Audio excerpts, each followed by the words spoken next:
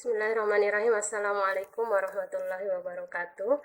Pada kesempatan kali ini kita akan membahas mengenai lembar kerja yang sudah diberikan pada pertemuan sebelumnya, yaitu tentang penerapan sifat koligatif larutan. Kita langsung saja lihat soal yang pertama. Pertanyaannya adalah, apakah yang dimaksud dengan sifat koligatif larutan? Ya, ini menanyakan definisi tentang sifat koligatif larutan. Sifat koligatif larutan yaitu sifat larutan yang hanya dipengaruhi oleh jumlah zat terlarut dan tidak dipengaruhi oleh jenis zat terlarut. Jadi hanya dipengaruhi oleh jumlah, ya, jumlah dari zat terlarutnya, bukan dipengaruhi oleh jenis zatnya. Kalau kita berbicara mengenai sifat rasa, rasa manis, rasa asin itu tergantung kepada jenis zat terlarutnya. Jadi sifat koligatif larutan yaitu sifat yang hanya dipengaruhi oleh jumlah zat terlarut. Selanjutnya nomor 2, kita lihat pertanyaannya. Nomor 2 adalah sebutkan 4 macam dari sifat koligatif larutan.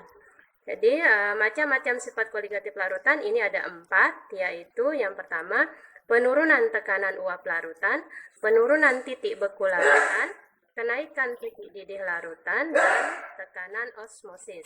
Perhatikan kata penurunan dan kata kenaikan. Ini tidak boleh terbolak-balik, ya. Jadi sifat koligatif larutan ini ada 4 macamnya. Selanjutnya untuk nomor 3. Nomor 3 pertanyaannya adalah titik didih pelarut murni air pada tekanan 1 atmosfer adalah berapa? Jadi air akan mendidih pada tekanan 1 atmosfer itu pada suhu berapa? Itu maksudnya.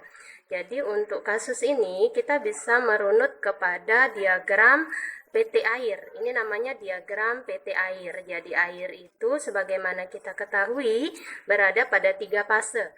Air bisa berada pada fase gas seperti es batu itu fasenya fase gas.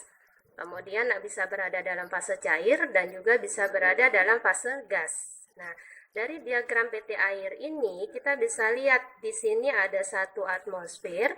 Kita tarik garisnya ke kanan, ini jatuh di garis sebelah kanan lalu ke bawah, maka terlihat di situ suhunya adalah 100 derajat Celcius.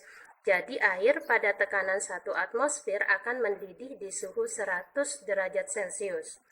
Kalau misalnya tekanannya tidak 1 atmosfer bagaimana? Misalnya di gunung, di puncak gunung itu tekanannya tidak 1 atmosfer, ya. Jadi kalau dia lebih tinggi dari 1 atmosfer, 218 atmosfer misalnya ini, kita tarik garisnya ke kanan lalu ke bawah, maka kita temukan suhunya adalah 374 derajat Celcius. Begitu juga kalau tekanannya di bawah 1 atmosfer. Misalnya ini 0,006 atmosfer, tarik garisnya ke sini.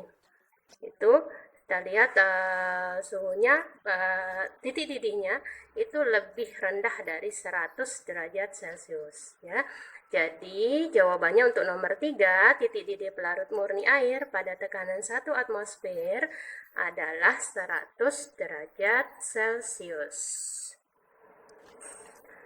Kita lanjutkan ke nomor 4. Nomor 4 pertanyaannya adalah titik didih pelarut murni lebih rendah daripada titik didih larutan. Apakah benar atau salah? Titik didih pelarut murni lebih rendah dari titik didih larutan. Maka kita harus membandingkan antara pelarut murni dengan larutan. Yang sebelah sini, yang sebelah kiri ini adalah gambar untuk pelarut murni, yang sebelah kanan ini adalah gambar untuk larutan. Jadi kalau larutan ini ada partikel pelarut yang bulatan kosong dan ada partikel zat terlarut yang bulatan hitam. Titik didih yaitu suhu di mana partikel pelarut berpindah dari fase cair ke fase gas, menguap, mendidih, ya. Suhu di mana partikel cairannya atau dari fase cair berpindah ke fase gas itulah yang disebut dengan titik didih. Kalau di pelarut murni ini tidak ada penghalangnya, jadi dia bisa pindah ke fase gas dengan mudah. Ya, tadi titik didih pelarut murni adalah 100 derajat Celcius. Tetapi kalau bentuknya adalah larutan, ketika pelarut murni ini, pelarut yang bulatan kosong ini, pelarut ini mau pindah ke fase gas, itu sedikit terhalangi oleh zat terlarutnya, sehingga lebih sulit untuk berpindah ke fase gas atau lebih sulit untuk mendidih. Artinya butuh suhu yang lebih tinggi untuk dia mendidih. Titik didihnya menjadi lebih tinggi, ya. Jadi kalau bentuknya larutan, titik didihnya lebih tinggi. Kalau pelarut, titik didihnya lebih rendah, karena tidak ada yang menghalangi untuk pergi ke fase gas. Sehingga untuk soal nomor 4 ini jawabannya adalah benar. Titik didih pelarut murni lebih rendah ya daripada titik didih larutan. Karena tidak terdapat zat terlarut yang menghalangi proses pendidihan. Gitu ya. Kita lanjutkan untuk nomor 5. Nomor 5 pertanyaannya apa? Pertanyaannya, semakin banyak zat terlarut, maka titik didih larutan apakah makin tinggi atau makin rendah? Seperti yang tadi.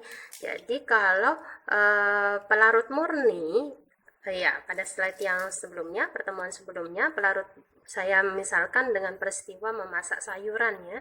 Jadi sebelum sayurnya dimasukkan, airnya dididihkan terlebih dahulu. Pelarut murni ini, air mendidih di 100 derajat Celcius, tekanan 1 atmosfer ya. Kemudian sayurnya dimasukkan. Apa yang terjadi? Airnya seperti berhenti mendidih sebentar, sejenak, lalu dia akan mendidih kembali. Jadi butuh suhu yang lebih tinggi untuk mendidihkan larutan ini. Karena ada partikel zat terlarut berupa sayuran yang menghalangi airnya untuk berpindah ke fase gas. Ya. Sekarang secara logika saja, kalau zat terlarutnya semakin banyak atau partikel sayurannya ini semakin banyak, maka akan semakin sulit untuk mendidih. Ya, karena penghalangnya makin banyak, maka akan semakin sulit dia mendidih, sehingga titik didihnya pun akan semakin tinggi. Jadi makin banyak zat terlarut, maka titik didih larutannya makin tinggi. Karena semakin banyak zat terlarut, maka semakin banyak juga yang menghalangi partikel pelarut untuk mendidih. Oke, itu untuk nomor 5. Nomor 6.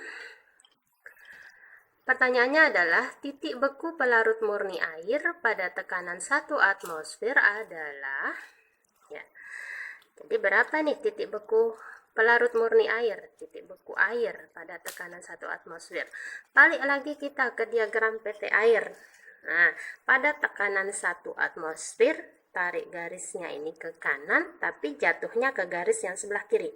Karena membeku itu adalah proses perubahan wujud dari cair ke padat. Jadi jatuhnya di garis yang sebelah kiri ini. Nah, tarik garis 1 atm, lurus ke kanan lalu ke bawah, kita dapatkan suhunya 0 derajat Celcius. Jadi titik beku air pada kondisi normal 1 atmosfer adalah 0 derajat Celcius. Nomor 7, kita lihat pertanyaannya adalah titik beku larutan lebih rendah daripada titik beku pelarut murni. Apakah benar atau salah? Di pertemuan sebelumnya itu dicontohkan dengan pedagang es krim yang keliling. Jadi es krimnya supaya tetap membeku, tidak cepat mencair, maka di dalam wadahnya itu diberikan es batu yang ditaburi dengan garam. Tujuannya supaya suhunya menjadi lebih dingin atau di bawah 0 derajat Celcius, sehingga es krimnya tidak mudah mencair.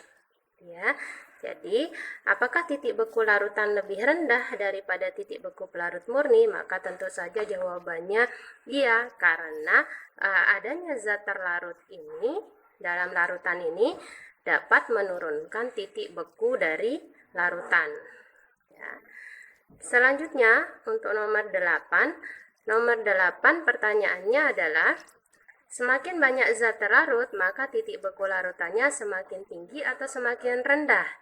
Ya, seperti tadi es krim itu ya.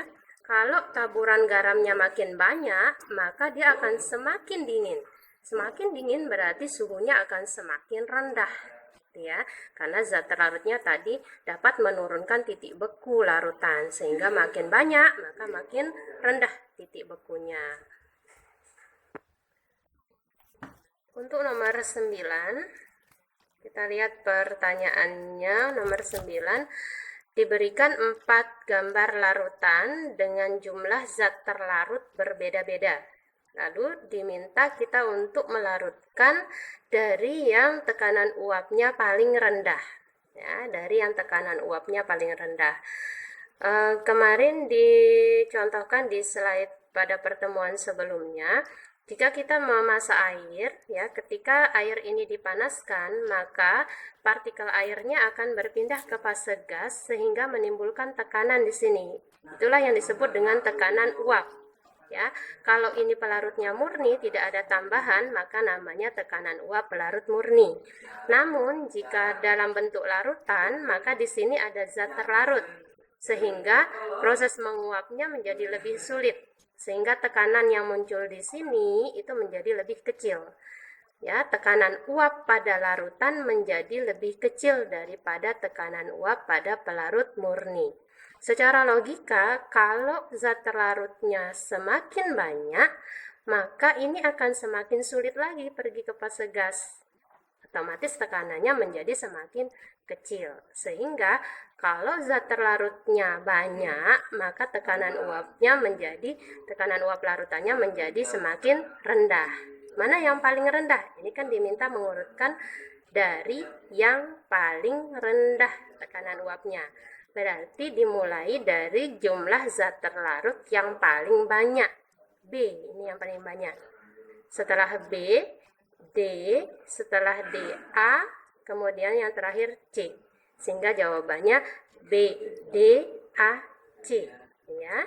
Nah, B ini tekanan uapnya lebih rendah daripada D, daripada A, dan daripada C. Karena semakin banyak zat terlarut akan menurunkan tekanan uap larutan. Selanjutnya, untuk nomor 10, nomor yang terakhir, ini gampang, hanya menanyakan apa sih yang dimaksud dengan tekanan osmosis. Tapi setelah dikoreksi kemarin, banyak yang salah paham. Jadi yang ditanyakan adalah tekanan osmosisnya.